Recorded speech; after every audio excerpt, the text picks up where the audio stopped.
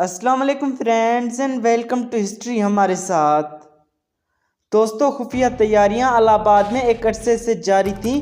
علماء اور پنڈت بغاوت کا جال بچھا رہے تھے۔ پروگرام یہ تھا کہ عوام اور فوج بیک وقت بغاوت کریں۔ سرکاری جج اور منصف ان جماعتوں سے وابستہ تھے، مگر انگریز افسر بے خبر تھے۔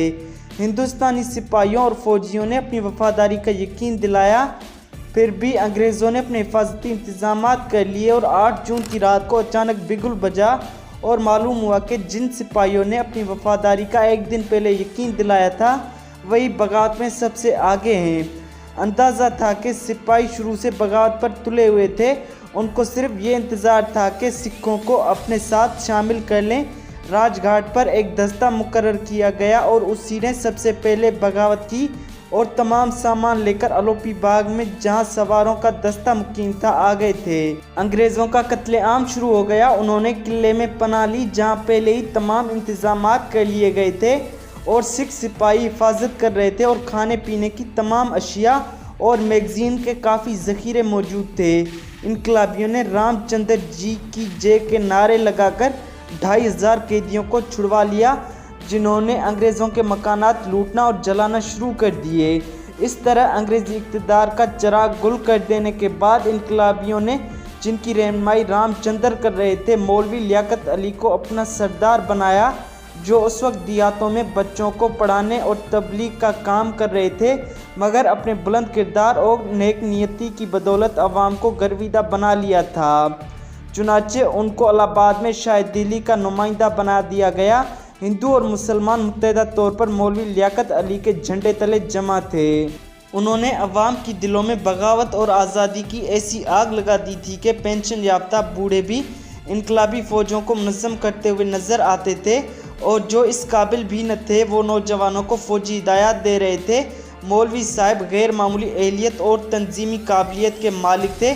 انہوں نے شہر کا تمام انتظام اپنے ہاتھ میں لے کر تمام معاملات کو نہایت خوش اسلوبی سے ترتیب دیا اور الہ آباد کی رپورٹ برابر دہلی بھیجتے رہے۔ دوستو، سب سے پہلے مولوی صاحب نے قلعے پر حملہ کیا، مگر میگزین کے سکھ محافظوں نے اس آسان کام کو مشکل بنا رکھا تھا۔ وہ کسی بھی طرح انقلابیوں کی حمایت اور امداد پر آمادہ نہ ہو سکے۔ 14 جون 1857 عیسوی کو قلعے کے انگریزوں نے مولوی لیاقت علی کے مقابلے کے لیے فوج بھیجی، جس کو انقلابیوں نے پسپا کر دیا تھا۔ اس دوران میں نیل بنارس سے فارغ ہو کر الہ آباد کی طرف بڑھ رہا تھا۔ کچھ لوگوں نے افواہ اڑا دی کہ انگریز تمام شہر کو آگ لگا دیں گے، چنانچہ تمام لوگ بھاگ کھڑے ہوئے اور مولوی لیاقت علی کی کوششوں کے باوجود شہر ویران ہو گیا، مگر وہ ہمت ہارنے والے نہ تھے۔ چنانچہ نیل کو، جو 11 جون 1857 عیسوی کو الہ آباد پہنچ چکا تھا، ایک ہفتے تک شہر میں داخل نہ ہونے دیا۔ بالآخر سکھوں اور انگریزوں کی مسلح اور نئی سامان جنگ سے لیس فوجوں کا مقابلہ دشوار ہو گیا اور 17 جون 1857 عیسوی کو انگریز شہر میں داخل ہو گئے۔ انقلابیوں نے سخت مقابلہ کیا، مگر چونکہ قلعہ اور میگزین ان کے قبضے میں نہ آ سکا تھا، اس لیے شکست ہوئی۔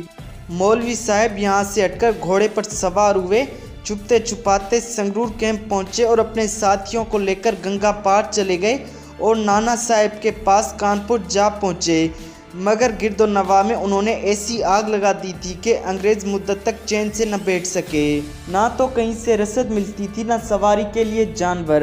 عوام نے دشمن کا اتنا زبردست بائیکاٹ کیا تھا کہ گورے کے ہاتھ روٹی بیچنے کے جرم میں ایک نان بائی کے ہاتھ اور ناک کاٹ لی گئی۔ نیل نے انقلابیوں کی گرفتاری کے لیے انعام مقرر کیا، مگر کوئی فائدہ نہ ہوا۔ یہ مصیبتیں تھیں کہ انگریزی فوج کو ہیضے نے آ دبوچا۔